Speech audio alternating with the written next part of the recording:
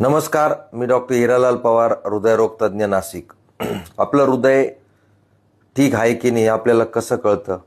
फार महत्त्वाचा प्रश्न आहे हा.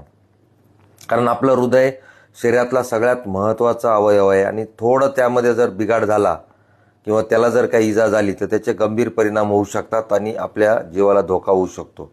त्यामुळे आपल्या हृदयाचं कार्य व्यवस्थित चालू आहे की नाही हे आपल्याला कसं कळतं?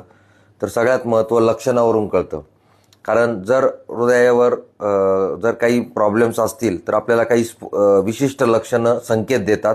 त्यामध्ये सगळ्यात महत्त्वाचा छातीमध्ये जडपणा, छातीत दुखणं, जबडा दुखणं, दाब येणं, जळजळ होणं, डाव्या हातात दुखणं, डावा खांदा दुखणं, दोन्ही दंड दुखणं इत्यादी, किंवा थकवा येणं, पायाला सूज येणं, चालल्यावर दम लागणं इत्यादी लक्षणं जर जाणवत असतील तर आपल्याला आपल्या हृदयरोग तज्ज्ञांकडे जाऊन चेकिंग करून घेणं गरजेचं आहे.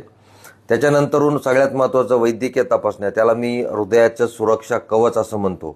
कारण बऱ्याच वेळेला तुम्हाला लक्षणं जरी नसली तरी तुम्ही दरवर्षी काही चाचण्या करून घेणं अत्यंत गरजेचं आहे. कारण त्या चाचण्या तुम्ही जर कराल तर त्यामधनं बऱ्याचशा गोष्टी आपल्याला कळतात. त्याच्यामध्ये ECG असतो, टुडिको असतो, स्ट्रेस टेस्ट असते, lipid profile, HbA1c, blood pressure, हे सगळे रिपोर्ट आपल्याला काढून घेणं अत्यंत गरजेचं आहे.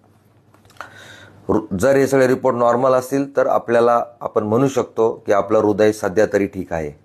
त्यानंतर हृदय निरोगी राखण्यासाठी आपल्याला 30 मिनिटं चालणं, व्यायाम करणं, ताजं अन्न खाणं, कमी प्रमाणात मीठ, साखरचं बंद करणे, तेल कमी, धूम्रपान, अल्कोहोल टाळणं, वजन नियंत्रित ठेवणं, सगळ्यात महत्त्वाचं स्ट्रेस कमी, ताणतणाव कमी, आपण योग आणि संगीतचा वापर करून स्ट्रेस कमी करू शकतो. सगळ्यात महत्त्वाचं, हृदय हे आपल्या शरीराचं एक इंजिन आहे आणि ते चालू राहिलं तर आपण चालतो.